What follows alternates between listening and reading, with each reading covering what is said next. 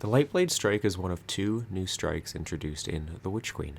It's going to be a Grandmaster this season, and while I don't think it will be particularly difficult, I do think it will be very annoying.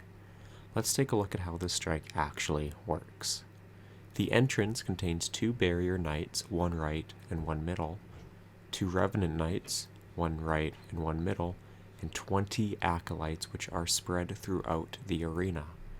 The boss is also present, however he leaves after you deal enough damage to him. That can be done very easily if you just use rockets or a linear fusion.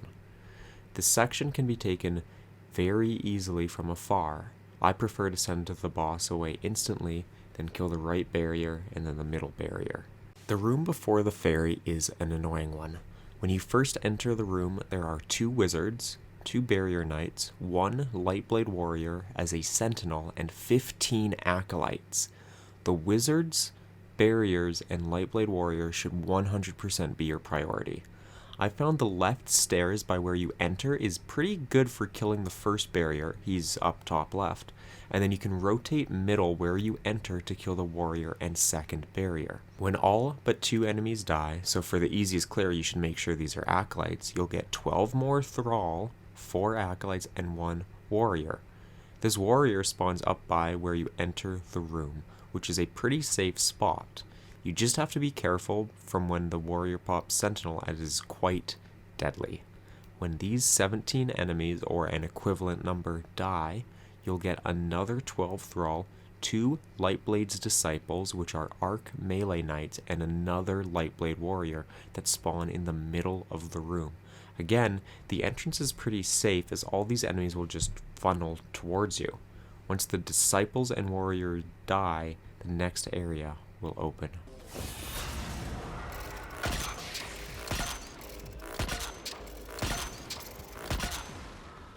The Ferry. I think a lot of people figured this part would be pretty difficult, but it's actually surprisingly easy. When you first get to the Ferry, there's 2 Acolytes and 2 Barriers split left and right. I prefer to go left, kill the Acolyte and the Barrier, and then cross lane the other Barrier Acolyte with Arbalest.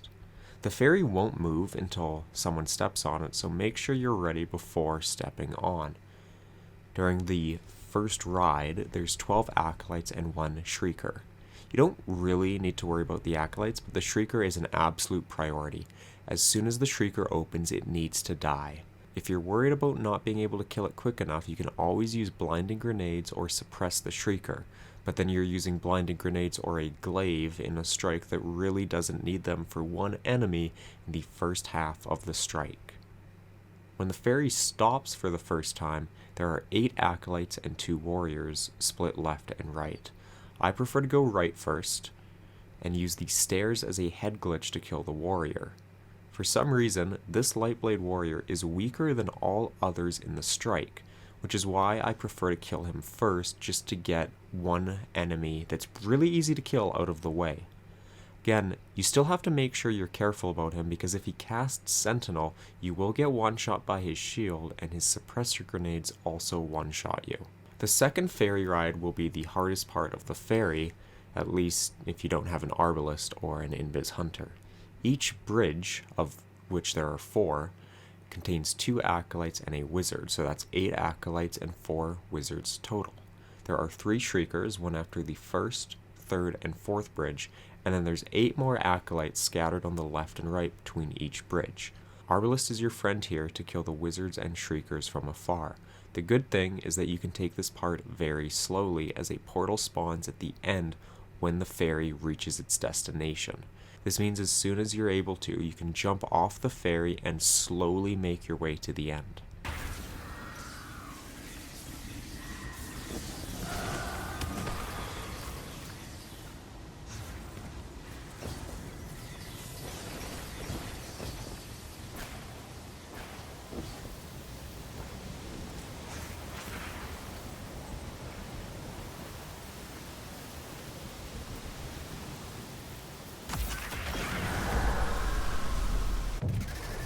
The end of the Ferry has just a ton of Thrall.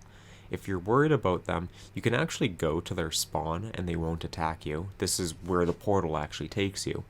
But the Thrall generally aren't an issue to deal with, especially if you have a grenade.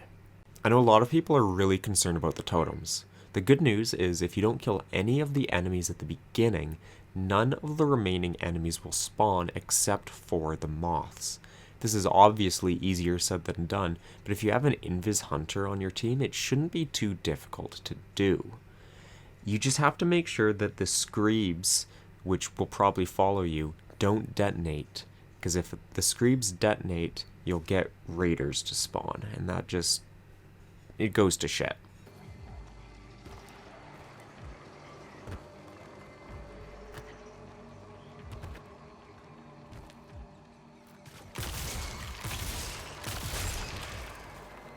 Right after the totems are all 4 unstoppable champions in the strike, all congested in the span of about 35 seconds. The first unstoppable is in the cave right before that big open area. You can kill that one from afar. Just be careful because there are stasis ravagers that can come forward and freeze you, and that will mess you up. Once you're done this section and you're going to get to the big outer section, there's an unstoppable hive ogre fighting an unstoppable scorn. You want to make sure that you tag the scorn one because he dies very quickly, and if you don't tag him, you'll actually lose platinum. This entire fight can be taken from afar. Just be careful because sometimes a Screeb will jump up. I've never had him detonate, I've always had him jump back down, but it wouldn't surprise me if sometimes he does detonate. Be careful about the Shriekers and the boss. The boss fight is definitely the hardest part of the strike. There is an arc charged with light mod called Striking Light, which provides you a 25% damage resistance while sprinting, which you'll be doing a lot of here, so if you have room, I highly recommend that mod. On screen right now are the enemy spawns for this boss fight. I'm not going to repeat everything, you can write it down or take a screenshot, but the things to keep in mind are that the barrier champion spawns and acolyte spawns are not set. And what I mean by this is there are 6 different positions that they can spawn in, and the game chooses 2 based on your character's current location. Usually it's 1 left and 1 right, but it can be both left and it can be both right. This makes spawn killing them a bit tedious. Other things to keep in mind are when the boss first spawns, he rains orbs of light down from the sky. He does the same during both phases of immunity. These orbs are enough to give you about 90 to 95% of your super, so if you have the ability to collect these orbs, I highly recommend you use your super pretty quickly, and you can immediately get a second super and use it again. The boss will also stay immune until both the warrior and the 2 disciples die. As a result, it's very easy to kill the Lightblade warrior and one of the 2 disciples and leave the second disciple alive while you grab the orbs, collect ammo, wait for super if needed, so on and so forth. The boss also has a really annoying arc attack. It's very tame during the first third, but he ramps up the aggressiveness in the second third, and especially in the last 25% of the fight. It is worth noting that the boss spawns 2 barrier champions at 25%. If you kill the boss with these 2 barrier champions alive, they despawn.